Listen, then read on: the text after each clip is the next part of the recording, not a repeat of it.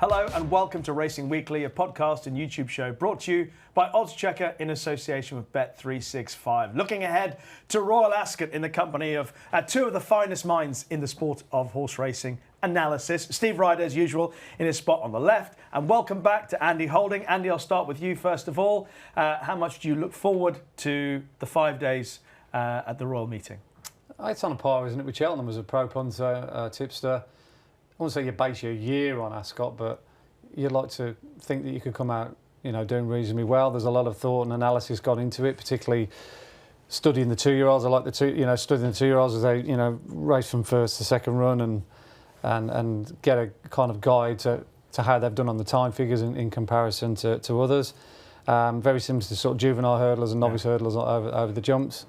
So I'd like to think I'm relatively up to speed there. I love the handicaps, particularly the races like the Britannia and the King George handicap. You've got a lot of untapped potential there with those 3-year-olds, not fully exposed. Yeah. And then you sprinkle in all the Group 1s with the older established horses, and it's a fantastic meeting. Yeah, echo all of that. But some interesting developments around Royal Ascot this year. No Wesley Ward runners. Colin Keane, now the signed-up jockey for Juddmonte. Some international runners, though, intriguing Japanese horses, a few runners from the States still coming over. So a nice mix. It is, yeah. Royal Ascot is brilliant, and it kind of sneaks up on you. You see a really nice 2-year-old novice win, and you think, okay, that could be one for the Norfolk. But the fact that even sat here today, we haven't got the entries through for the King Edward, which is one of the bigger Group 2s at the meeting, in comparison to Cheltenham, where even 12 months ahead, you're thinking, right, okay, yeah, that's going to be one for the Brown Advisory, that's going to be one for the Supreme. It does sneak up on you, and I think ground is a huge factor for Royal Ascot, and I think we're going to get a fast ground one again this year. Yeah, the weather doesn't look too bad till maybe the end of the week, a couple of showers, Friday, Saturday, perhaps. Good. I think the ladies are going to be delighted what they're going to receive on Thursday, aren't they? Yeah. It's very much suntan cream, and the guys are going with the top hats and the tails. It's going to be sweltering. Sweating already. I know. Sweating already. Yeah. Okay, this is all about Royal Ascot, but we do have a brief racing recap for you. And we start with reflecting on the Derby, and I'm alongside two men who tipped the winner of the Derby, Lambourn. What did you make of the whole day, the race, and Lambourn's performance? Yeah, it looked fairly straightforward, didn't it? I must admit, halfway through the race, I was thinking, God, has he gone too quick here?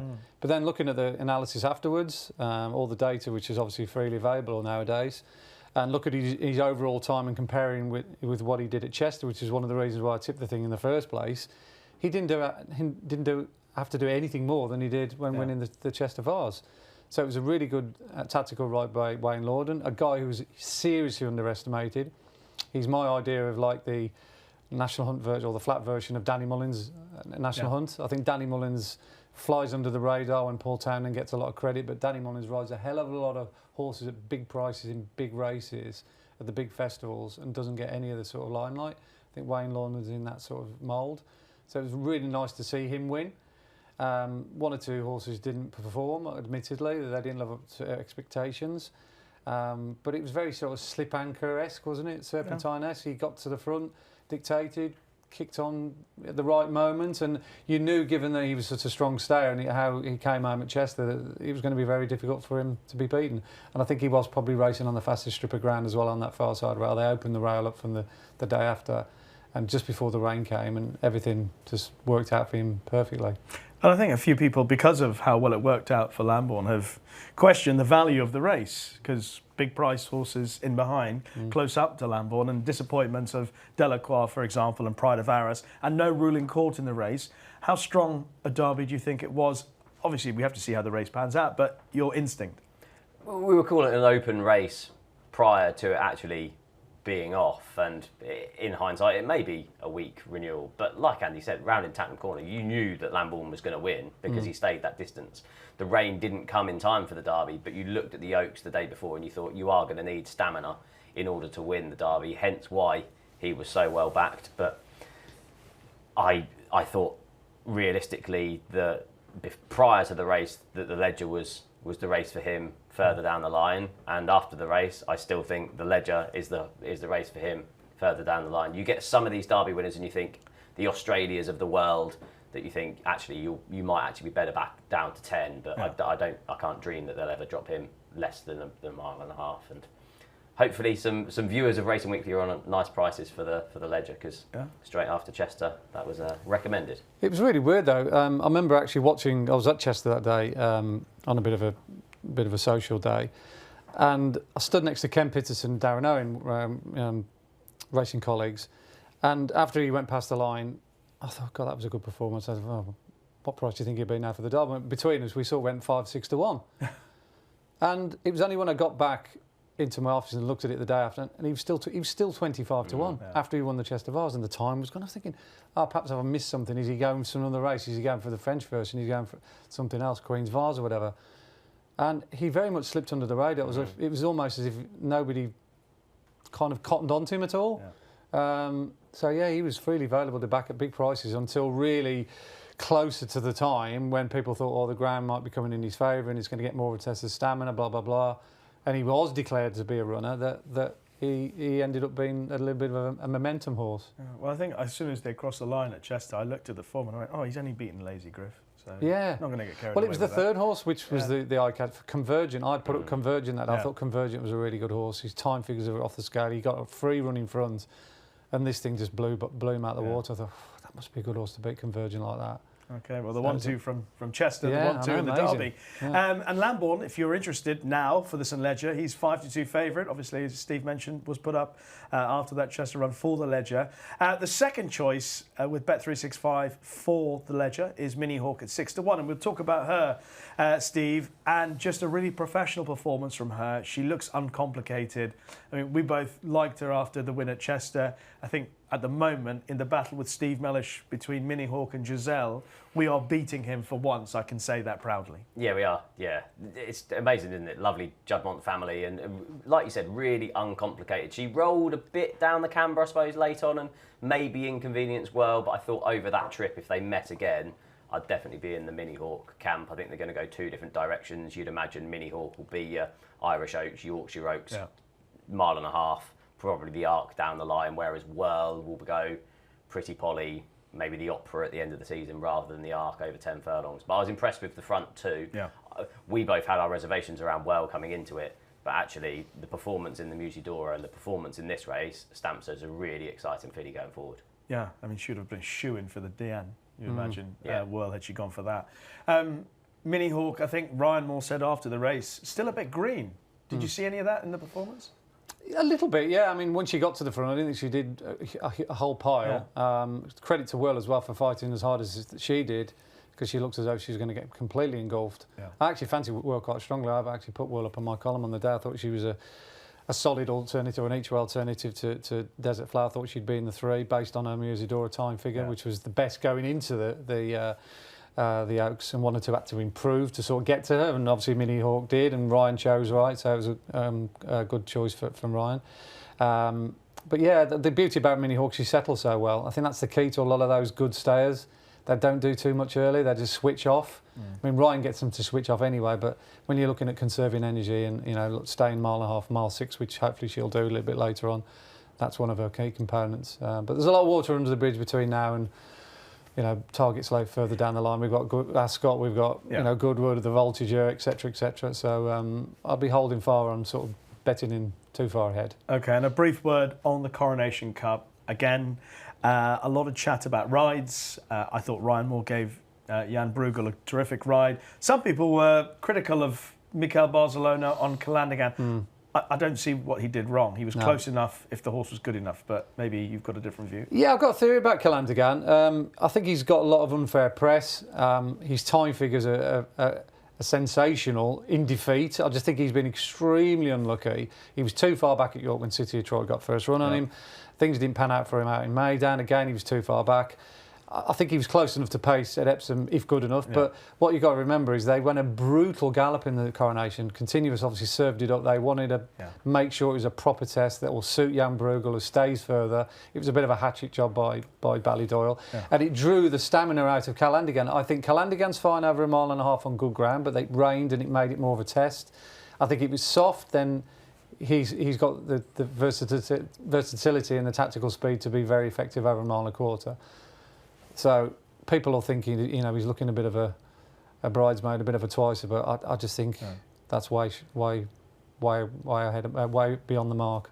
Well, I go back to the point that the mile and a half at Epsom standard time, it's the most demanding of all the Group 1 tracks in the country. So the pace that they went was always going to be a horse favouring stamina. He's got more speed than Jan Bruegel Calandagan, and just played as Andy said, the way Continuous was ridden.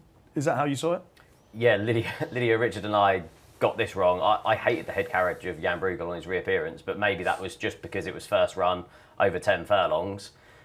But he really got down and dirty in this race, and I'm not going to waste time in saying everything that Andy has, because I'd be of the same opinion. I did check with Aidan O'Brien after the race whether Jan Bruegel would take on any staying races, and he said as long as Illinois is in that category, then there's no way they're going to run against each other. So it's going to be interesting to see where they put him in, exactly. because Los Angeles is your number kind one. of middle distance number one. So if he then wins the Prince of Wales and then heads to the King George, you've then got Illinois now being where Kyprios would have been. It is going to be interesting to see where they slot him in, because he's too good of a horse to not run in these Group 1 races. The King George at Ascot in July with Bet365 Los Angeles at 7-2 favourite, Kalpana 4-1, Calandagan 5s, same price as Jan Bruegel, and then 6-1 bar those. Just bear that in mind ahead of what's to come later on in the summer. Anything else from Epsom before we wrap up our racing recap? I thought it was a relatively poor card. I kind of keep saying this around Epsom. Outside of those 3 big races, I didn't think there was that much, really. Formal, I suppose, was quite good in the Surrey Stakes. That angle of Andrew Baldwin taking off the hood has had another winner. Next out, horse. I wasn't going to mention it, you did though. But no, overall, I think that is the lack of quality on that Epsom card is the undercard, really.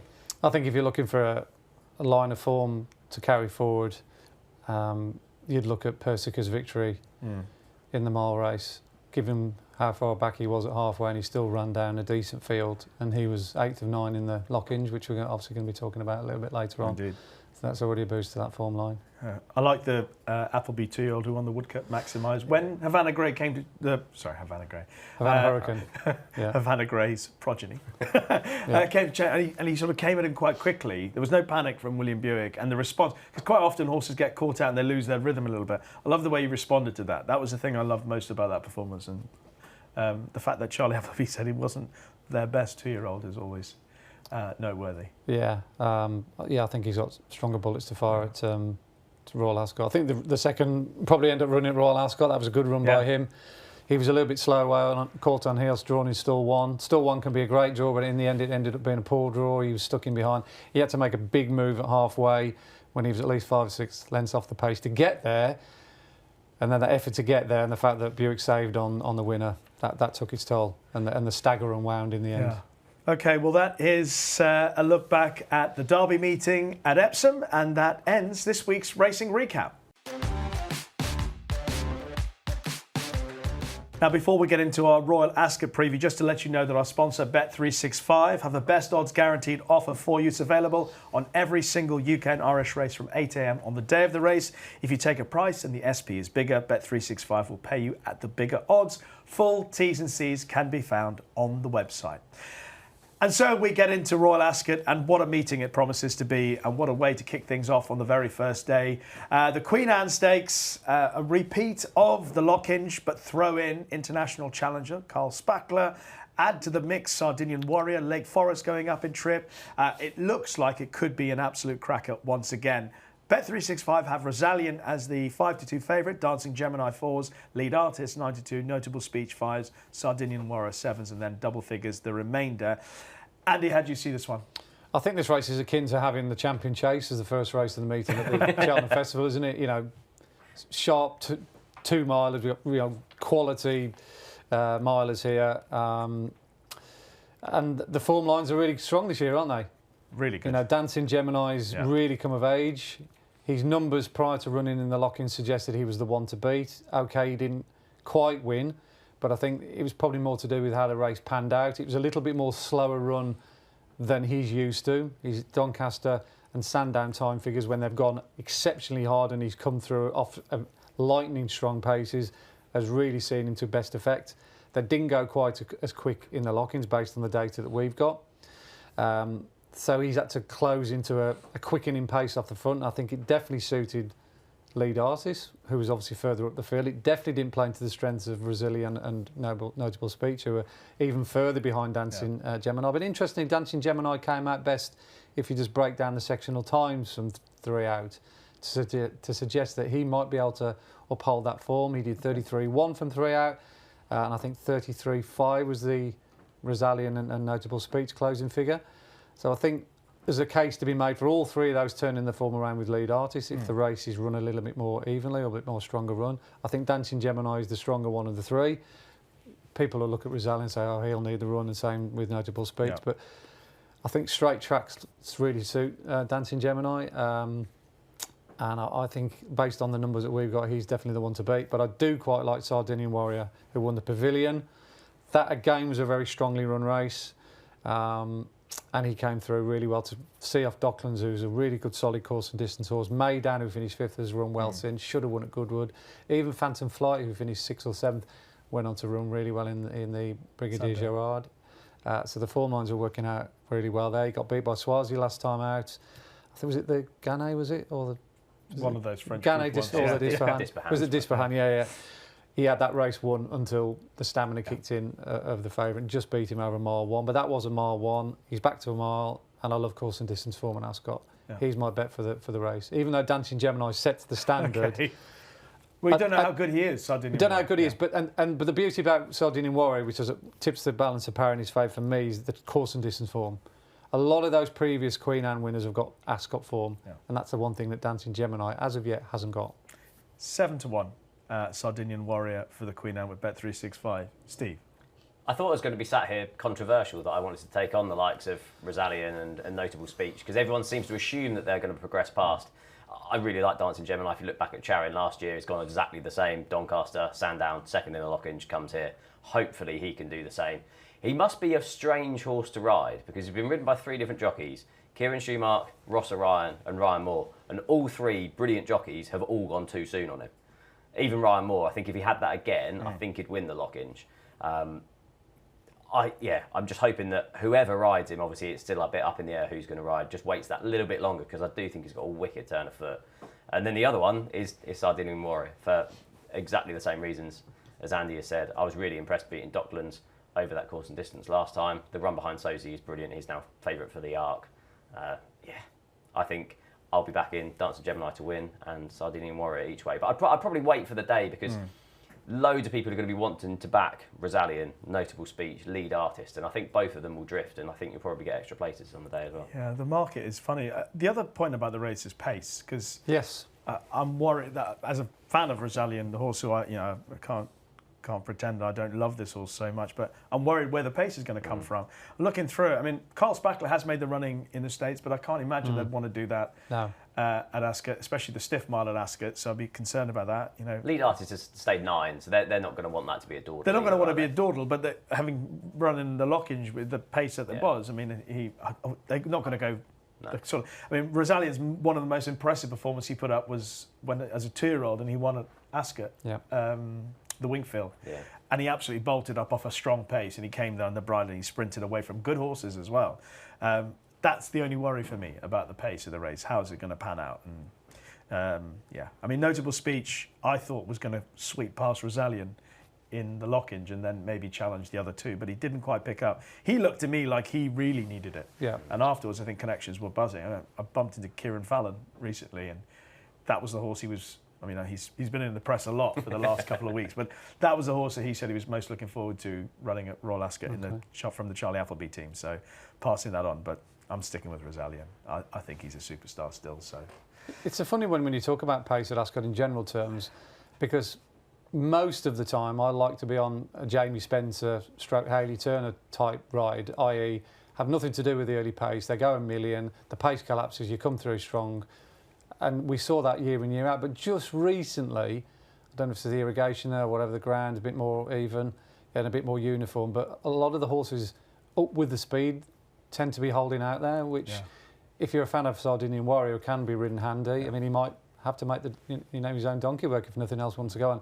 It's not such a bad thing if he can get the fractions right from the front. But that is the key. If you're going to make the run in, you can't be going too quick and setting it up for the others. Yeah, interesting. Do you know who's riding Sardinian Warrior? Simeon. Simeon's booked already. Yeah, Okay, I think so. Yeah. interesting. Okay, so that's it. A look at the Queen Anne. A few different views. Sardinian Warrior, Dancing Gemini, sticking with Rosalian. That is the first Group 1 of the meeting, and then we move into the King Charles III Stakes. The names keep changing, but the quality of the race remains high. Believing is 9-2 favourite with Bet365. Last year's winner, Asfura, 6-1. Night Raider, 8s. Regional, behind Asfura last year, 8s. Magira, 10s. Bucanera Fuerte, you obviously got a couple of entries next week. 14s. Starless, 14s. Stormboy, 14s. 16s, bar those. Steve, I'll let you kick off on this race. Believing at the top of the market, pretty good at Meydan. Yeah, she's solid, isn't she? She ran at both the sprints at the meeting last year. She just always seems to be a bridesmaid, though. I'm going to chance my old pal Rumstar here. Okay. I'm willing to forgive him his Haydock run. He ran poorly in the Sprint Cup there a couple of years ago, and I just don't think he liked Haydock at all. But he does act at Ascot. 5th, beaten only a couple of lengths, went 80-1 in the Commonwealth Cup. His win in the Rouse Stakes last season was really good. Returned with a good win in the Palace House at Newmarket. If you look at the form of that, he beat She's Quality and Washington Heights. They then chased home Magira in that race at Haydock. So actually, even though he disappointed in that race, in theory, his form line actually received a boost. That Temple Stakes actually is a really good pointer to this race. I remember Sol Powell was beaten in the Temple before winning this. Asfura, again, last year was 4th in that and then came on to win this race. So the Temple Stakes as a springboard into this race is good. He's around 33-1, I think, Rumstar at the time we're recording. Correct, 33-1. Ascot form, I think the race will set up perfectly for him. And yeah, I thought he was too big of a price based on one poor run. Okay, Rumstar, 33-1 was very impressive at Newmarket. A repeat of that would put him in the mix. What do you think about the King Charles III? I think you can categorise a lot of these sprinters into certain groups. I think you've got genuine Group 1 horses over sprint trips, such as Believing, such as Asfura, such as Regional. And then you've got your sort of Group 3 listed horses like your Magiras, your Rumstars, your American Affairs. They could easily improve because, you know, some of them have got a run style that'll suit Ascot, have got Ascot form like Rumstar. So anything could happen in that sense. But I think if you're looking for a solid one that always seems to turn up in these kind of races, I say week in, week out, because he doesn't run week in, week out, but you know what I mean. He's Regional. I thought he ran really well beyond Believing in the Alcoaz. I think the Alcoaz was a strong race this year. Westacre was well fancied in it. He didn't run up to scratch, admittedly. But that's strong form. He ran well in the race last year. He just got beat by Asfura, but he was drawn on the wrong side. And he stuck there as well, where she went across. She eventually realised, or the jockey realised, that that's the place where you need to be. And not till late in the race did he make the move over to join her. Yeah, this has very much been the plan for a long time for Regional. I mean, you could set your clock by him. He's won a Nunthorpe. Everything about all these form lines is extremely strong. He's a genuine Group 1 horse. We know he loves Ascot. The ground's going to be ideal for him. The yard's in great form, Ed Bethel. If he gets a good draw on the day, it's hard to see him not going well. He's my kind of like, well, if I'm play spotting and doing some each-way multiples on the day, Regional is the first name out on the team sheet. And then you sort of work around him. I do think American Affairs quite interesting. Not disappointed by... I thought he was really unlucky. Okay. I think if Paul Mulrennan had that race over again, he would have ridden it different. He was drawn high. He was drawn where Magira was. I think Magira was 10 and he was 11. And he decided to switch far side. But in doing so, he completely ruined his chance because he ended up running into a wall of horses that were coming back into his lap. He panicked and realised, oh no, I'm on the wrong side. Tried to switch back. But by that time, the die was cast. Yeah. But he hit the line really strong. And he has got the run style to suit Royal Ascot. He has. That's and he's a big price American Affair. 25-1 American Affair for the King Charles III. And who knows how good he could be still. Exactly. Yeah, he's still on the upgrade. Yeah, I'm with you on the Regional Asfura race from last year. I do think Regional made the dash over to join Asfura. He joined the other horses later than she did. She hit the line pretty hard. I think those are the two horses that I'd like to be with. I do favour Regional ever so slightly over the pair. I'm not sure what race Flora of Bermuda is going to run in. I would actually prefer her to run watching her run at York last time, I actually prefer her to run in the King Charles III rather than the Saturday race, Queen Elizabeth. Yeah. She travels well. Ground doesn't matter to her. Fast ground, slow ground. And she's got a pretty good turn of foot. I mean, she was only just beaten in the champion sprint, only just beaten there. She improved all the way through last season. She looks like she's trained on really well again. Thought she actually needed it a little bit at... The market very much went that way. Yeah. I put Flora Bermuda up in my column on the morning, I think something around 5-1. And she was like, I think by come the post time on the exchange, she was out to like 14, 15. Yeah. And you're thinking, Christ, like, has she still got 4 legs down at the start? And the ones who obviously took a chance on her not being quite right were eventually paid, but they probably had their heart in their mouth for 9/10 of the journey, because she did travel like the best horse until Ennis Sheridan just outrun her. But yeah, she's talented. Yeah, she's 16-1 with Bet365. I might do a tricast. Or a trifecta. Which one is it? Do a Kevin Blake. It would just be combination, obviously. Wathnan have purchased her, haven't they? And they've purchased Knight Raider, who will run in this. So whether but they got kind of blue, haven't they? Yeah, but he was poor in France, wasn't he? Mate, you got to forgive him that, because he came out the gates. Yes. I don't know. I just thought that was an interesting sort of angle. I mean, I presume because they've got Knight Raider and they got kind of blue, it's just like what will suit her best, hopefully. But anyway, combi tricast. As for a regional and Flora of Bermuda if she runs in the race. Doesn't matter what order it is because it's a combination. The St James's Palace Stakes on a great opening day of the meeting for the 3-year-olds, and we've got Field of Gold 5-6 favourite with Bet365, Ruling Court 11-4, Henri Matisse 4-1, and then any price you like. Then Shadow of Light's next in the market, but likely to run in the Commonwealth Cup. Field of Gold, is he the best smiling 3-year-old in Europe? Oh, one of my favourite songs. Great song, that Sting. Oh, it's Fields of Gold, I think, isn't it? Just to be correct. But yeah, I mean, he should have won the Guineas. I mean, sometimes as a tipster, you feel as though you've had a bit of daylight robbery, and with Ruling Court, that was very much the case. Field of Gold should have beaten him. But yeah, he was good in the Curragh. Made up for that in no uncertain terms. Different dynamic this time, racing around a bend. So it's not going to be a point and shoot job. Tactics come into it. You don't want to get stuck in behind a wall of horses. I think Colin Keane will be looking to get a little bit of daylight coming out of Swinley Bottom and round the home bend.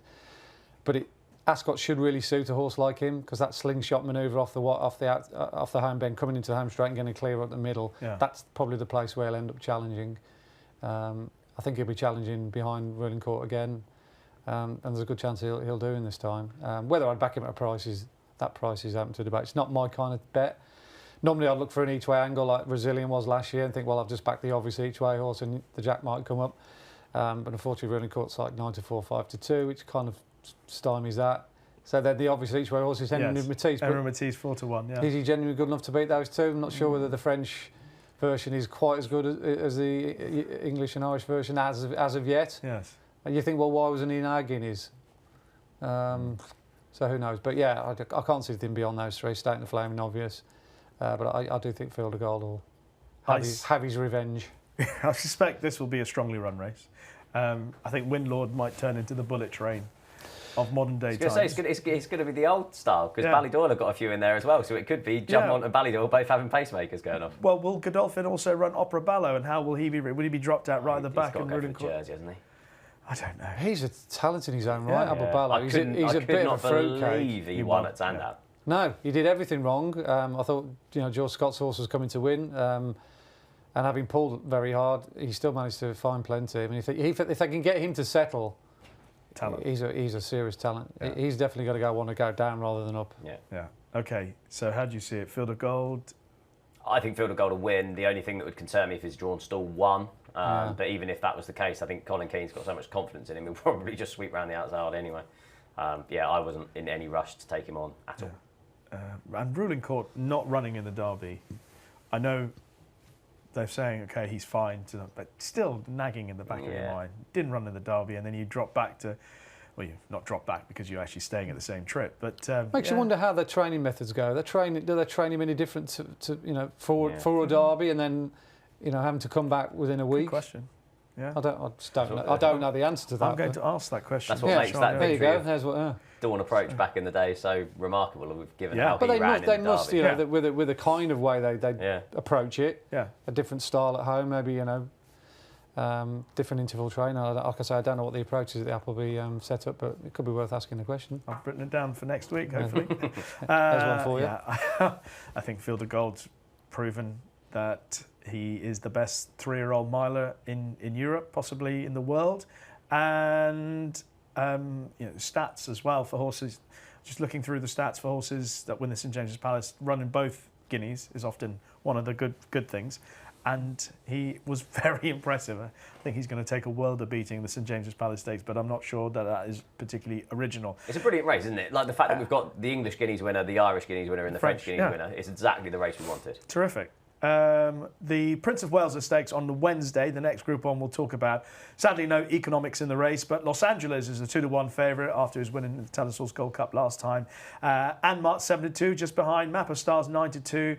Ombudsman 6-1. See the Fire has now been set the Prince of Wales as a target after her impressive win at York. White Birch 8-1. Factor Cheval 14s, and then Any Price You Like the other 3. Los Angeles at 2-1. You mentioned him earlier in the show. 2-1 short now. Yeah, for transparency, I've already backed him at bigger prices. If I was looking at this now, which I'd like to, I'd probably be with Map of Stars. Now, I think the ground is the massively important factor when you're looking at this ground. Only 9 entries remain. Ed Walker's already given up on the ground for Almacan, which kind of says it all, really. I actually overheard Owen Burrows on Wednesday at Lingfield chatting about Anmar, and he's really worried about the ground. Okay. I know he's got form on good to firm ground, but he's really reluctant to run him on anything quicker than good. So I would rate him an unlikely runner. I don't think White Birch is going to run. So this is going to cut up considerably. I know they've supplemented See the Flyer. She was really impressive last time. I'm just not quite convinced she's Group 1 against the Colts good. If you look at her 2 runs, twice at Group 1 level against the boys, she was 4th, beaten 7.5 lengths in an Eclipse, and 5th, beaten 3 lengths in the Champion Stakes last season. I'm just not sure she's quite up to that real top level. Map of Stars is the one that I like. Lightly raced 4-year-old, won 5 of his 7 starts. Those 2 losses have come under Mikel Barcelona, and in both of the comments after the race have been not clear run and short of room. I actually thought he should have won last time. James Dawes 2 from 2 on the horse, went over, got some experience of him over in France earlier on in the season.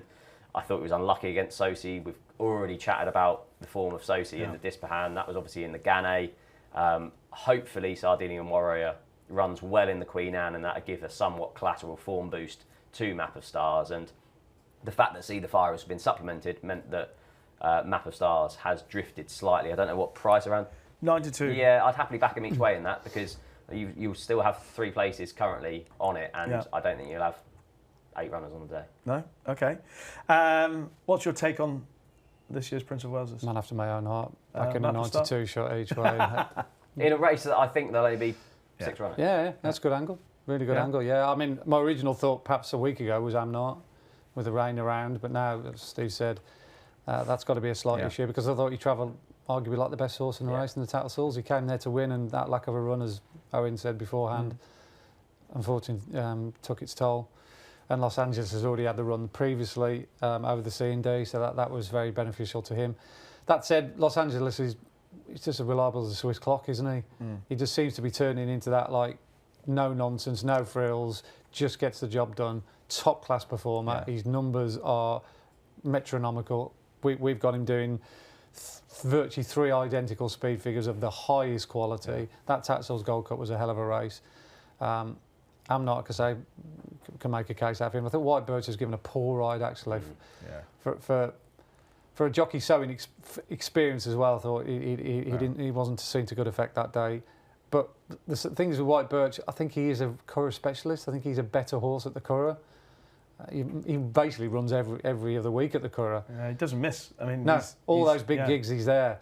He's run well away from the Curragh, but I'm not sure whether Ascot might necessarily be. He ran well at Epsom. Yeah, he did in the Derby. Of course he did. Yeah, he was a good 3rd in the Derby. Not forgetting that.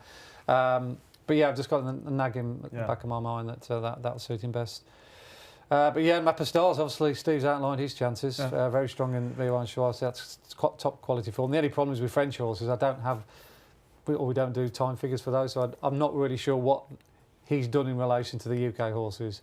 So he's a very difficult horse for me to put up with any degree of confidence. Okay. So as it stands, it would have been Amnott, but if he doesn't run, then I'll still stick with the Tattersalls form in Los Angeles. Well, I'm using Steve's line of form about an each-way shot in a race that's going to cut out. I don't like see the fire in this company because of what you say, but also I think she had everything go right for her at York. She settled, they went a really good pace, and she moved into the race easily and drew away. I think York's a track as well. Yeah, exactly. I think Ombudsman ran a terrific race. I think the Brigadier General is going to work out really well. Strong time figure as well. Yeah. Very good. And I thought he ran like a horse who definitely needed it. Yeah. And this is the plan. That was a prep run for the Prince of Wales Stakes. It looked cut and dried. That's what they were, the plan of the race. And he's currently 6-1 at the moment for the Prince of Wales Stakes. So he was my each way play. But it's not a race I've got a massively strong view. I do find it very intriguing though. I mean, Royal Champion, who's 66-1, produced possibly one of the best performances of his career when he won at the Royal Meeting 2 years ago. He loves fast ground, and it's a ridiculous play perhaps because he's not as good as Los Angeles. He's not as good as Anmart. But that track and fast ground is right up his street. And he could, well, I'm sure he'll outrun odds of 66-1, but Ombudsman's my actual play. So the Prince of Wales is. Next race we'll talk about is the Gold Cup, which is on the Thursday. Illinois is the 11-8 favourite. Candelari 7-2. Trawlerman 4-1. Sweet William 11-2. Obviously Jan Bruegel unlikely to go for the race. Savannah's Night for France 14s. 16s bar those.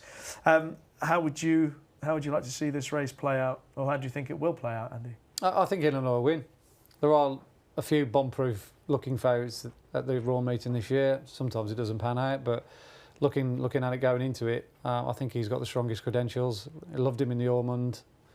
Thought he was dead professional that day. His time wasn't sensational, it was good. He's run quicker. But he has got Royal Ascot form. His Queen's Vase win has worked out well. He's very uncomplicated. You can switch him off, which again, we were talking about horses that potentially has got to stay 2.5 miles. He'll give himself every chance. I prefer him over Candelara. I've watched the videos back on him. He's quite a big unit, isn't he? Yeah. He hits the ground very hard. He's very, very sort of top heavy. So I think the ground drying out for him is a little bit of a concern. And then you get onto the likes of Trawlerman and Sweet William, who are likely to fill the places again, like they did last year. But are they good enough to beat a genuine Group 1 horse coming through with a touch of class like Illinois? You'd almost argue that Illinois has got more class than Kyprios had going into his sort of new venture. Yeah. And if he is as good as Kyprios, and there's a good chance he will be, then he should have the beating of Trawlerman and Sweet William. Albeit, like I say, if you're betting each way, Sweet William is very reliable. 3-3-3-3-2 at the track. And a good solid third last year in the race. Didn't pan out for him at York beyond Rebels Romance when they went slow. So that was again very much a prep run for this. So you can play it either way really, Illinois or Sweet William each way, or stick him in you with some each way multiples. Yeah. It's interesting what Andy's saying about how they rate Illinois as a Gold Cup horse.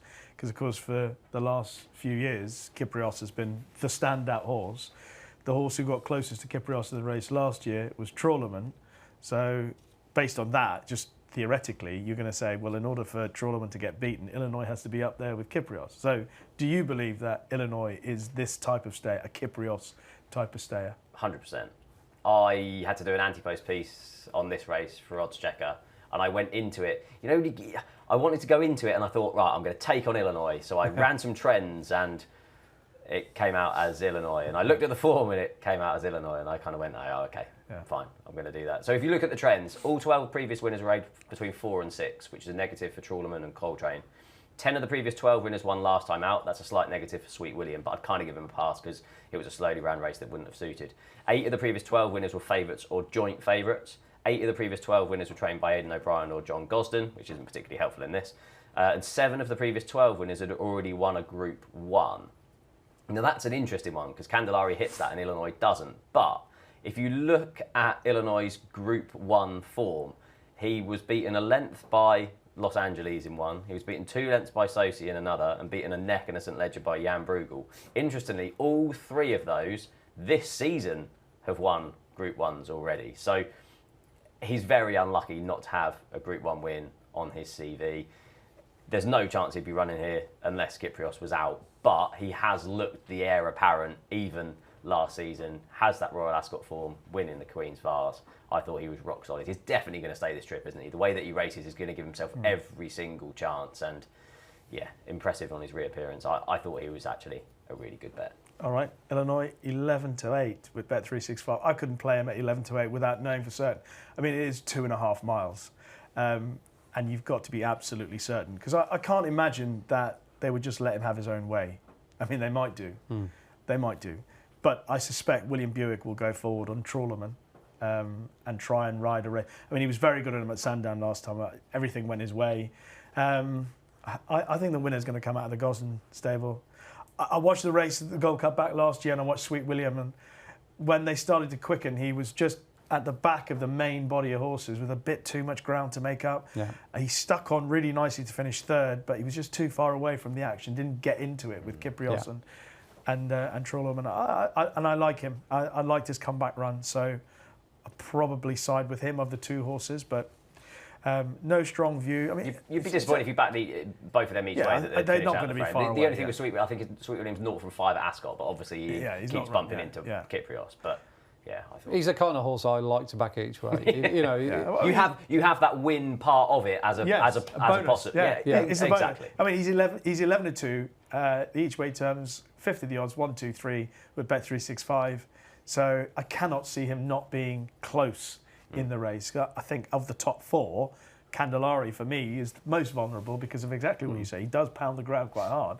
They also crawl and sprint in those French races as well. I'm still not convinced of him at the trip. The Commonwealth Cup on a Friday. Shadow of Light is 7-4 favourite with Bet365. Babouche 4-1. Whistlejacket 8s. John Quill 9s. Eyes of March 12. Big Mojo 14s. Is this one of the most similar to what you were saying?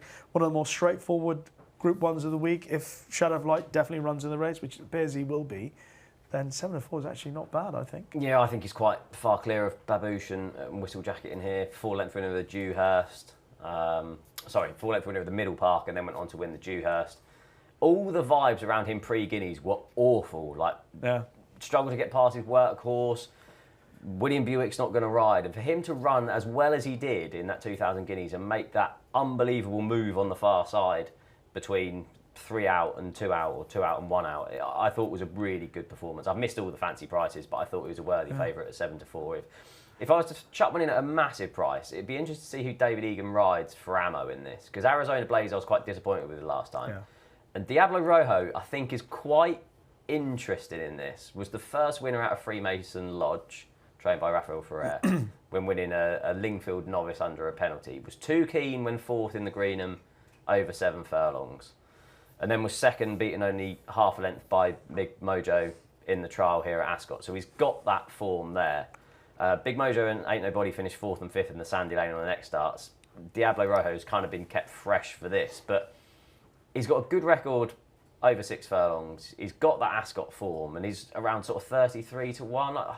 I thought out of the ones at bigger prices, I thought he might be able to hit the frame, but I'd be fairly surprised if Shadow of Light doesn't prove the best of these. He is 33-1. Diablo Rojo, Shadow of Light, would you say 7-4 favourite for the Guineas. The attention on Kieran Schumacher and the delay in delivering Field of Gold, I think, overshadowed Barcelona's anxiety in delivering Shadow of Light in an instant. Got there so quickly, so soon. Yeah. I don't think people quite appreciated just what a turn of foot he showed that day. No, it was a turn of foot that highlights the fact that he could easily be fully effective dropping back down in trip. He's more likely to, actually, based on the evidence and the data as well. If you look at sort of sectionals, and then you look at particularly the cadence, which is strides per second. He had the quickest turnover of the front three at home that day. The other horses ran like milers, their stride lengths, they were hitting 7.8, 7.9, whereas this fella's got like a 7.4 or something like that. Really, like I say, sharp, choppy action, which suggests that he's more like a sprinter. So he's able to burst like he did, but then in maintaining it is a different kettle of fish. So they can ride him accordingly at Ascot, use that turn of foot at the right time, over a distance which should play more into his strengths based on his 2-year-old form. He's a genuine Group 1 performer in the making, isn't he? Whereas you could probably say a lot of the others aren't. Babouche possibly, but you look at a lot of those horses in behind, the likes of Whistle Jacket, Babouche. I don't think any of them had particularly strong 2-year-old form lines. So with that in mind, taking the favourite out of the equation, I thought the one that was completely under the radar, based on some of her forms last season, is Time for Sandals, who I thought should have won the Lauder. She was very unlucky in the Super Sprint. The Lauder, like I say, didn't go away, but she finished second in that. And her first 2 runs this season have been excellent. You know, she didn't quite get home over 7 in the Fred Darling, just beaten by Duty Free, and then she went to France last time out and just got nailed on the line. So she's in great form. If she gets a good draw on the day, I think she's certainly the equal on the time figures that we've got. All her 2-year-old data and our data this season to suggest that she shouldn't be sort of 33 to 1 or whatever she is. She is 33 to 1. 33 to 1. Yeah. That's a massive price. Okay. I don't think she's that far off. At least a dozen ahead of her in the market. 33 to 1, Time for Sandals. 33 to 1, Diablo Rojo. Straightforward for me. I think Shadow of Light wins, and couple you of bet without the favourite on the day as well. I like yeah. that angle as well. You probably get, 16, 14 to 1 without the favourite on the day. Yeah. Probably have a little bit on both markets. Excellent. Couple of interesting each way options against Shadow of Light or without Shadow of Light. I was going to say, if I had to have one bet, I'd still back Shadow of Light to win. Okay, Shadow of Light to win the Commonwealth Cup, and I see that. Also on the Friday, we can have a look at the Coronation Stakes. And again, it is a horse that we've spoken about quite a bit on this show. Zarigana, the even money favourite with Bet365, exactly behind her in France, 5 to 1. Desert Flowers in the market. I'm not sure she'll run. Chantilly Lace 12s, 14 to 1 bar those. You put up, did you back her straight away after the French Guineas? Yeah, and even on our review show after Chester she was still 5s at that point with Bet365 for it. It was funny. I thought, this is a great bet. She's definitely going to come here because she's a miler. They did it with Vedja. They did it with Ruhea, even though she disappointed last year. So I thought I was onto a good bet. Late Victoria then bolted up in the Irish 1,000 guineas, and I thought, oh no, I'm only playing for places here. But obviously now she's out, so the win part of it comes back into it. Would I be backing her at current odds? Probably not. Yeah. I'd probably wait until Sunday to see how She's Perfect gets on in the Diane before I'd really shape my opinion on it. I thought Bet365 traders probably have this spot on pricing wise currently. But I do think Ascot round the bend will suit Zarigana. Hopefully Barcelona has a good day because he just seems to just want to deliver this filly so late, and I think she's still quite green and he's learning on the job, and I just prefer him to kind of keep it simple, sweep round the outside and just let her go. But yeah, if I had to have a bet now, it would be her, but I'm less inclined at the prices. Okay. Well, fair enough.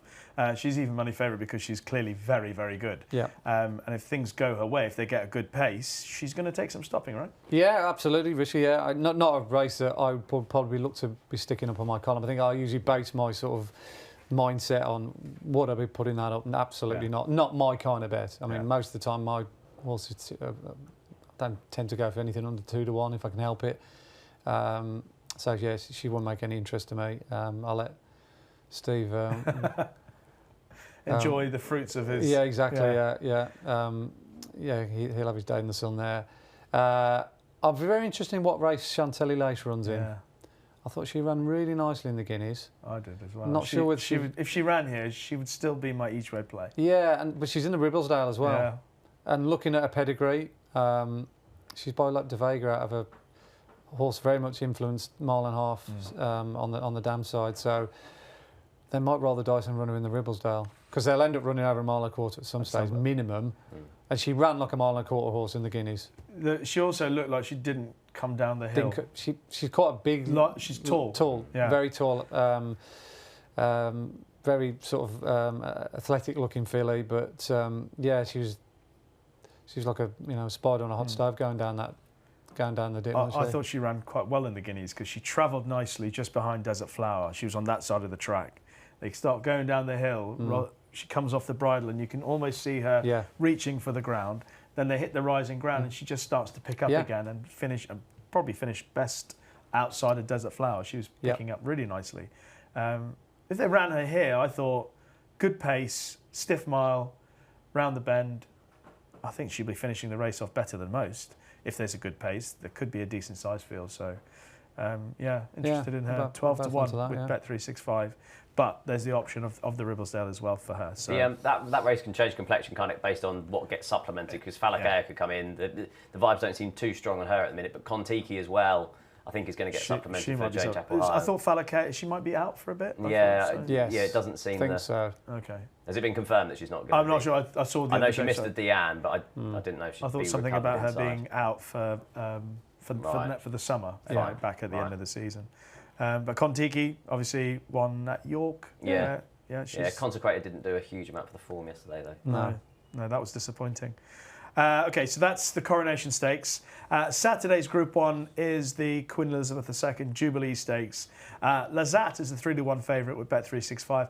Inisherin 5-1. Stormboy 5-1. Satono Rev for Japan 13-2. Top Gear for France 8-1. Kinda Blue 10s, Believe It. And there are a couple obviously doubly entered, Believing, Flora of Bermuda, etc. What wins this race? Well, I think the bet as it stands at the moment has got to be Inisherin, the winner of the Commonwealth Cup. Great comeback in the Duke of York. Beats a reliable guy. The pair are well clear. His numbers are good. He won't mind the ground. He's got that sort of nice profile for a race like this, hasn't he? If he gets a good draw on the day, that's all you're really relying on. You're relying on a few others running well early on the week or underachieving, and that could obviously dilute the race. The conditions will have to get a little bit softer for the likes of Kinda Blue. Storm Boy's disappointing the first day. Lazat, obviously you're betting on reputation now. What did you make of the Storm Boy? Hadn't done any work before he ran. I know Aidan does leave a little bit under the bonnet with them, but that was poor. I mean, to cut out as badly as he did, and how you could back it. He's the same price as Inisherin. Yeah. Who won? I mean, it's a no-brainer, isn't it? Who you'd back at the moment, particularly each way 5-1. I could see him going off a good deal shorter than that. So as it stands at the moment, not a race I've got a huge desire to have a bet in, but I'd be very much looking to get with him if he's like that kind of price on the day. Yeah. And Lazat, the 3-1. What Wathenham purchased Lazat as well. So I mentioned Kinda Blue. I forgot. So they've got Lazat in the race as well. How many horses have they got running in their colours? What do you like here? Can I take this opportunity to speak directly to Marco Botti to please run Great Generation in this race? He did an interview yesterday where he said, it's quite hard campaigning a 7 furlong horse. We tried to find a stiff 6 furlong race on top of the ground. And I was sat there going, there is one on Saturday, please run. She won the Group 3 Chartwell Filly Stakes at Lingfield for the second year in a row on her reappearance. The 7 furlongs straight at Lingfield, it's a quick 7 furlongs. She's definitely going to be fine on a stiff 6 furlong trip. If you look at the form of that, she beat Jabara, who went on to win that listed race at Musselburgh at the weekend. Third was Spiritual, who won at Epsom the oddschecker Princess Elizabeth Stakes at Epsom on Saturday. If you go back and watch it, Great Generation is really dominant. The winning margin nowhere near suggests how dominant she was in that. She was keen, had to wait for room, came round them, and was a bit cosy at the finish. She was only beaten a length by Flora of Bermuda last season, trying to give that rival £3. Flora of Bermuda has form has taken off since, but look at the price of her for this. Look at the price of Great Generation. She's 33-1. She's a massive price. I just really, really hope that he looks at it, listens to my plea, and runs Great Generation in this. All right, Great Generation, 33-1. Marco Botti, are you listening? I liked Satono Rev. I'm surprised he's still 13-2, to be honest. He was 8-1 earlier in the week after he did a bit of work at Newmarket. But in terms of international sprint form, you look to other nations. You know, the other nations they've proven at Royal Ascot in years gone by. They are very, very good in Japan, in Hong Kong, Australia. And in my opinion, the best sprinter in the world is Kaiying Rising. Yeah. And he's twice been behind Kaiying Rising. Most recently, he was second behind him. And if you watch him going round the bend, he actually, when they straighten up, he actually puts in his, obviously, goes smoothly around the bend. But he actually finished, the horse who came to challenge him comes alongside him, but he powers away again. I think the 6 furlong at Ascot is right up his street. He's got strong form. He's just a rock-solid horse. I've watched back a few of his races. He doesn't pull. He settles. He's got a turn of foot. And he's a hardy 6-year-old by a top-class stallion in Lord Canaloa. Good pedigree on the dam side, related to some good horses. I can't see how he's. Their sprinters are better. Oh, you know, the Asian sprinters are better than ours. So I thought 13-2 is still a decent price on Suetonia Rev. Japan will have their first win at Royal Ascot. Sounds like he's one of your best bets of the week, then, actually. Hang on, wait. What's my notes? You might. Actually, you might be right. Yeah. We'll come back to that later on. That's a good tease, though, for later on in the show. Segue, Lovely segue. Okay, so that's a look at the Group 1 races. But as always, there are a whole host of top-class races to look at Royal Ascot. Coventry, the 2-year races, the Queen Mary, Norfolk, Albany, the handicaps. Who would like to start? Well, should we do 2-year races? Any 2-year races that are hit? Should we kick off with that? I found the 2-year-old races really difficult. I'll let Andy take over on those. Do you want to kick off with the 2-year races? Yeah, I'm hoping that the time figures that we've been keeping in the last couple of months at least guides us in the right direction with some of the races. It's been fairly kind over the years. The 2-year races are the races I like betting in most because I think bookmakers know how to price up the older horses, the established runners, and there's not much juice in the prices. We all think, oh yeah, that's the right price, yeah, and you could almost price it up yourself. But I think if you ask most Tom, Dick and Harry in the street to price up a 2-year race, I wouldn't have a clue. Yeah. And I think bookmakers sometimes struggle as well, in all fairness. I've looked at some of the price and gone, really? Based on the data that we've got. I've also been looking at things that I've never looked at before as well, just to get a little bit more feel for these 2-year-olds, courtesy of the race IQ stuff. The stride length, the strides per second, the finishing speed percentage, whether they got an efficient ride, how strong they were at the back end. I think that's very important when you're looking at 2-year-olds of Ascot as well. When they hit the line strong, their work from 3 out to the line's good. As long as the overall figure's good. Yeah. You know, Trayanor, for instance, who won at Newmark, everyone was raving about him, but they did nothing in the first part of the race. It was pretty obvious he was going to be good at the back end. I think it'll be a different kettle of fish for him in the Cheshire when they go stronger gallop. I think he's a poor price, just using him as a guide. But a lot of the other races are very difficult for bookmakers to price up. I think they've got some too short, like Zielana, for instance. I think that's a ridiculous price. I think that's the worst value. Should everything go her way? Yeah, she got solo off the front. Her time was okay. It was way slower than I'd expected, looking at it visually, which is great when you look at data. Certainly below the category or the level that we'd normally expect for a Royal Ascot horse to be achieving prior to the Royal Meeting. I'm not saying she can't win, because I think she's got to improve significantly on what she's done to justify 6-4 favouritism. I think George Scott's got a nice 2-year-old called Stayer, who booked the trend of George Scott's horses in general, his 2-year-olds this season, needing the run first time out. He's had 3 subsequent winners that have had a run and then won next time out. And she managed to win first time out at Yarmouth. She beat a good field. There was a lot of good vibes about a lot of horses in the race prior, and she quickened up well. Her time was very good. Her top speed was very good. She hit 43 miles an hour, which, looking at all the 2-year-olds I've done this season, that's one of the fastest. Finishing speed percentage was good. Her cadence suggested that she's going to stride out well on a nice galloping track like she did at Yarmouth. And she's around about 12-1. I think she's a player. She's 12-1 for the Queen Mary, Stayer. Yeah. The Albany, I think the winner will come from one of 3. Venetian Sun, very good at Carlisle. Fitzeller was very good at Haydock, clocked a very good time and ran at Ascot the time before. And there's a horse called Gold Digger in that as well, Richard Spencer trains that. She was very good at Yarmouth. Jamie Spencer rode her cold, brought her through. Again, her top speed was good. Her finishing speed percentage was extremely good. She did 31 and change. The only 2-year-old that's done the 31 and change speed figure for 3 out. So she's very, very good. And I think Aidan O'Brien will win the Coventry. Which one with, I don't know. She's got Warsaw, he's got Brussels, he's got Flushing Meadow. He's got Charles Darwin, but Charles Darwin looks like running in the Norfolk. And now Wesley's horse is out. I think he'll probably go there with that one. But I'll be very interested in Brussels. He won the same maiden that Arizona won. Yeah.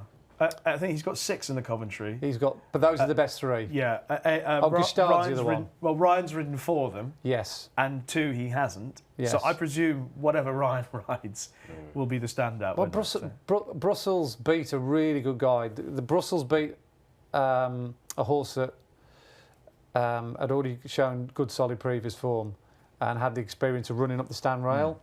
and he drew by him and went by him quite good. 109% finishing percentage he was. 33-1 for the last 3 furlongs. In comparison to James's Delight, who won the Group 2 for older sprinters, did 34-1. So he's basically 5 lengths quicker than 112 rated older horse from 3 out, and his time overall was good. So Brussels was 14-1. If Ryan rides him, he'd be 5-1, 4-1. 14-1 for the Coventry with Bet 365 Brussels. So there's a few names anyway to conjure with. Okay. For the 2-year-old races, I'm just going to throw in the Queen Mary, Lenny Lou, the horse who ran and won impressively at Gulfstream for Patrick Biancone, primarily because Patrick Biancone trained one of my favourite horses of all time, Trip Teach. Trip Teach, my goodness me, that's taking me back. I think his last runner in Britain was back in 1989. So it's just great to have. And she was actually pretty impressive, Lenny Lou. And the horse that she beat is also entered for the Queen Mary. I'm not sure that horse is coming. Is it Bibi Dahl, Bob Dahl? I can't remember. But Lenny Lou was really impressive. I had a quick chat with my stateside connections last night, and they were telling me that she'd been working really well. She actually broke well from the gates. I watched the race back. She settled nicely, a little bit green round the turn, and was most impressive when lengthening away in the straight and eased down. And Louis Sayers, who rode her that day, is coming over to ride her specifically in the Queen Mary. So just a bit of information. I think she's around 6-1 for the Queen Mary. Yeah, she is. I thought, I wasn't sure. Zelena 13-8. I was happy to take her on. And the other one I'm going to mention is a Rogue horse. I hope you don't mind me mentioning it. But Rogue Supremacy won on debut at Wetherby, beat a horse called Vlad, who was second behind Tremor at Newmarket, and he won with any amount. Yeah, he did. And he's always been well thought of by David Amara. He's got an entry in the Coventry and the Windsor Castle. He might have an entry in the Chesham as well, because he's by St Mark's, first St Mark's Basilica to win. But I think the Windsor Castle is the plan, and he's a fair price for that. Where is it? Rogue Supremacy is 12s. Warsaw is the 3-1 favourite for that, but he's 12-1. I think he's not bad. I mean, David Amara has been pretty confident about what a smart horse he is. He doesn't get carried away. But by David Amara standards, it's been like he likes this horse. So hopefully he'll go well. Can I just add a bit more substance to Gold Digger, because she was the one juvenile that I liked for that Albany Stakes, and the form just keeps getting boosted and boosted. If you look at it, she won that comfortably, and you never know with Jamie Spencer, do you, when they come out of the stalls, whether it's by design, whether he taught her loads that day. The second hasn't run since. The third, America, who was 4 3/4 lengths behind. Bride Meehan trained that, is that right? Yeah. Yeah, that's one since. One next at Bath, beating a horse called Little Brother, who was sent off 50-1 at Nottingham. That one yesterday. The fourth from the race, Nandita, won on the next start as well. So literally every single form line coming out of that Gold Digger race is working out. So she was around 7-1 for the Albany. Gold Digger in the Albany. Handicaps? Do you want to kick off on the handicaps? Yes. If you load the Ascot Stakes for me and just keep scrolling. Obviously, at the time we're recording on Friday. We haven't got the full entries out for any of the handicaps. How low do you want me to go? Dawn Rising. Dawn Rising. I'm hoping about 40s. Wow, here we go. Dawn Rising in the Ascot I'll make my case anyway. Is 25-1. Right, fine. Is top weight in this. Now, you'll remember Dawn Rising won the Queen Alexandra under Ryan Moore in 2023 when sent off 2-1 favourite. This is a conditions race, but bear with me, he's rated 102 at the time. Last year, same race, sent off 3-1, finishes third to stablemate Uxmal, rated 105 that year. Since then, has finished fifth, beaten 6 lengths by the Euphrates in the Iris Cesarewitch off 102, 6th in the Cesarewitch at Newmarket off 103, and won a Group 3 at the Curragh. Well beaten in 2 runs so far this year, but has got down to the magic mark of 100 to get into this 0-100 handicap. So now that the rating has dropped, is now avoiding the Queen Alexandra and heading to the Ascot Stakes instead.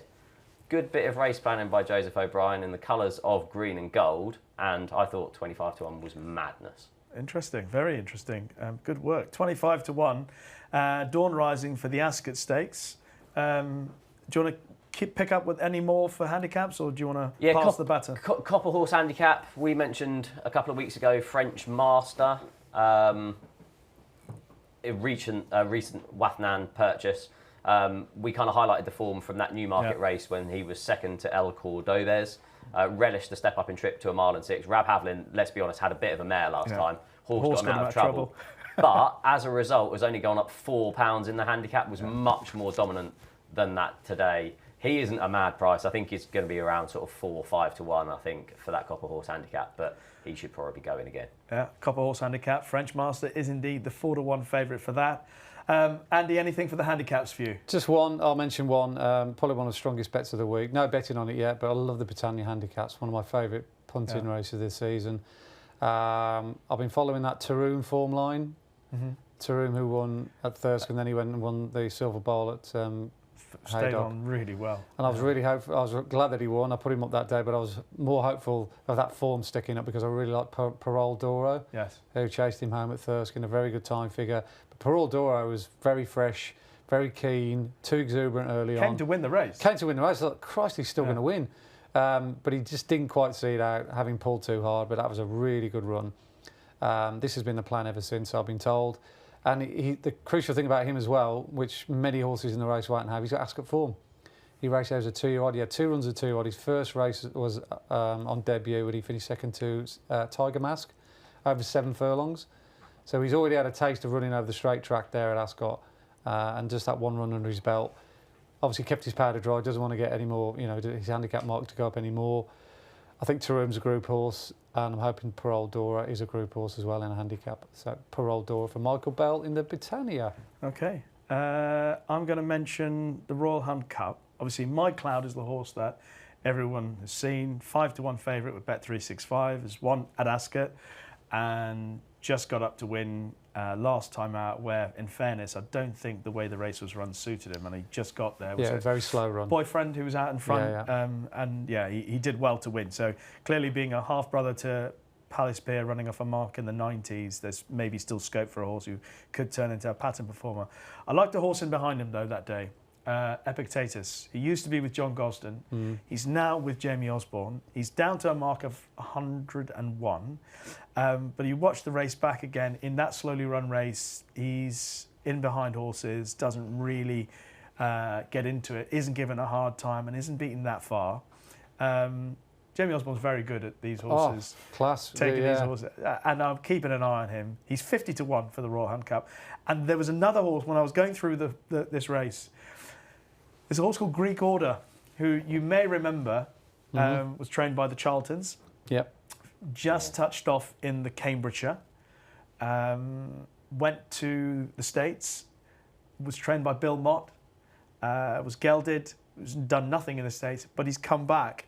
And incredibly, he'll be racing off the same mark in which he was second in the Cambridgeshire. An unlucky second. He was favourite for Cambridgeshire that, was he not? I think he was favourite for the Cambridgeshire. 2023. Yeah. And he's back. He's running in the Hunt Cup, 20 to 1. And he's off the same mark as he was. Just something that came to my mind, and I thought, who's got him now? Greek Order is. Oh gosh, I'm now sorry. blank. You put me on the spot. Sorry. Oh God, who's he with now? I'll have to look. Someone will have to look that up. But he ran twice earlier in the year for Bill Mott. Last run was, I think, back in March, and has been purchased to come back. Michael Bell. So who's not got a bad record at getting. He's had a very good season so far. Had a good straight track double, wasn't it? For Michael Bell with Parole Dora. Yeah, there we go. Will My Cloud get in? Because it was 55 on it's 35 out of 30 now. Yeah. After the entry, so it needs 5 to come out. But you'd imagine some of them will go in the Buckingham Palace and should get it. And one of my favourites, Aram Ram's running in the Wokingham. More Thunder's the favourite, but actually at the weights, there's not much between the two of them, and he's about 14 to 1 for the Wokingham. And you'll keep Ryan Moore on board as well. And we've got Ryan Moore on board, 14 to 1, Aram Ram. More Thunder's a 6 to 1 favourite, and I don't think there'll be much between them. Your horse, Never So Brave, is possibly going to run in that. Break my heart at Chester. Yeah. Okay, so I think we're closing off, unless there's anything else that you want to mention before we get into our best bet of the week. No, that's fine. Right. That is it. That's the Royal Ascot preview, done and dusted. Lengthy, but hopefully worth it along the way. Some nuggets at least from Steve and Andy and whatever else I throw into the mix. And that has been the preview for Royal Ascot. But before we get into our best bets of the meeting, just to let you know of a free-to-play 6 horses challenge. It's available every weekend with free spins on offer. If you get 2 or 3 selections correct, prize pools available for 5 and 4 correct predictions, as well as a jackpot for all 6. T's and C's apply. So it's time for our best bets of Royal Ascot 2025. Andy, you are first, please. You just want one? Well, one to begin with. Okay. I think it's difficult to separate naps and best bets, isn't it? Because there should be 2 different things. Because a best bet would be more price orientated rather than actually one. I think will definitely win, like a field of goal, for instance. But I think the best bet currently at the prices I've seen this morning is for a horse called Sons and Lovers. There you go. Who? Sons and Lovers, who's trained by Joseph O'Brien, who runs in the Wolferton Stakes on day 1, who finished 4th. Behind Los Angeles, White Birch and Trust Your Instinct in that first race when they all clashed in a very, very big speed figure. Race have run worked out well since, as we know. Obviously Los Angeles won again. Trust Your Instinct won a Group 3 there the next day. Sons and Lovers hasn't run since.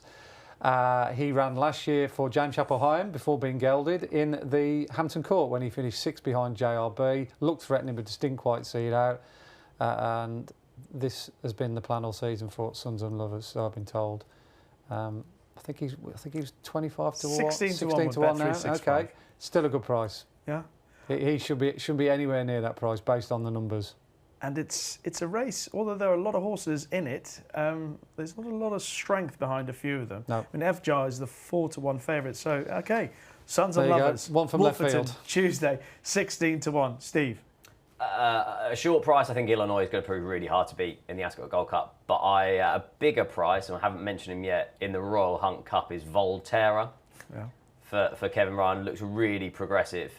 4-year-old, was sent off joint favourite for the Britannia last year when slightly disappointed, but proved his liking for the track with a victory in the Challenge Cup over 7 furlongs. Just go and watch that. It's a remarkable performance. Beat a solid yardstick and Kirat that day by 3 1/4 lengths.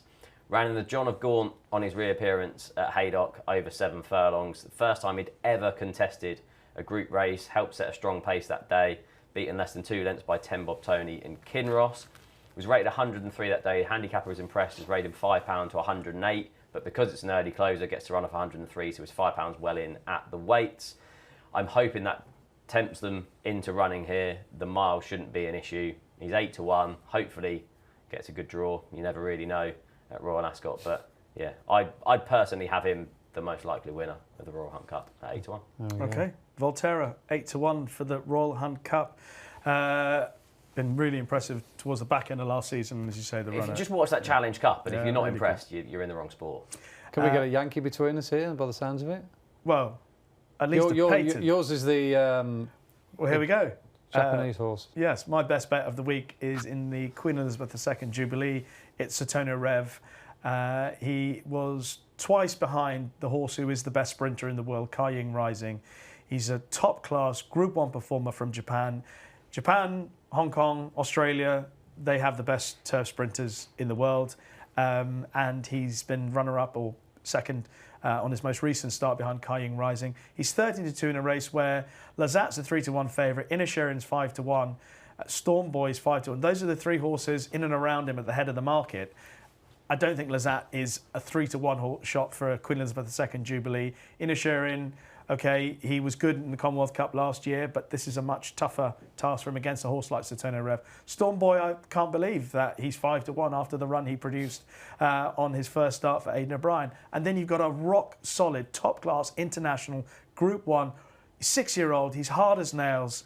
I cannot see him not being involved. I think Japan are going to have their first winner at Royal Ascot, courtesy of the beast that is Satona Rev. So to recap, Andy's gone for Sons and Lovers in the Wolferton on Tuesday, 16 to 1. Steve's going for Volterra in the Royal Hunt Cup, 8 to 1. And I've gone for Satona Rev in the Queen Elizabeth II Jubilee at 13 to 2. Those are our 3 best bets of Royal Ascot. There we go. There we go. I can't wait. Actually, I'm genuinely buzzing for Royal Ascot. from Likewise. start to finish. Likewise. 7 races a day, superb. How many days are you going to be there? Hopefully towards the back end of the week. I've got one or two of the commitments in the early part of the week. Rather kicked in my own net, but there you go. But no, it's a fantastic week. I think it stands alone in the calendar. Still get full houses, the pomp and the ceremony.